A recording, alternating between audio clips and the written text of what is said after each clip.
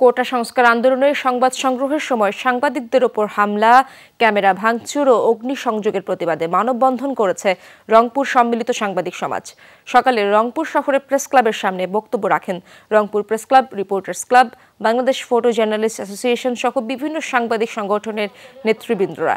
তারা বলেন, চলমান কোটা সংস্কার আন্দোলনে পুলিশের টিয়ার শেল, রাবার বুলেট এবং আন্দোলনকারী ও বিরোধীদের হামলায় বিভিন্ন গণমাধ্যমের সংবাদকর্মীরা আহত হয়েছেন।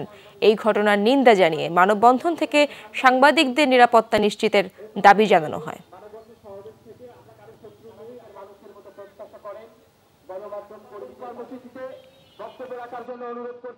তারিখের ঘটনায় সাংবাদিকদের টার্গেট করে কিন্তু হামলার ঘটনা ঘটছে এবং আমাদের অনেক সহকর্মী বর্তমানে হাসপাতালে ভর্তি আছে চিকিৎসাধীন অবস্থায়। আমাদের সাংবাদিক কেন আহত হলো, আমাদের কেন ক্যামেরা ভাঙচুর করা হলো, কেন ট্রাইপড ভাঙচুর করা হলো, সেটির প্রতিবাদেই আমরা দাঁড়িয়েছি। কোনোভাবেই যেন সাংবাদিকরা আহত নয়, তা আমরা কিন্তু সাংবাদিকদের পুলিশ আপনাদের উপর ভর করেই কিন্তু আমরা সেখানে সংঘাত কাভার করি। আমাদের অপরাধটা কি? আমরা সংগঠনগুলো দুই পক্ষের কাছে আমাদের আহ্বান, আমাদেরকে প্রতিপক্ষ ভাববেন না, আমরা কারো পক্ষে নই, তবে আমাদেরকে দুর্বল ভাববেন না।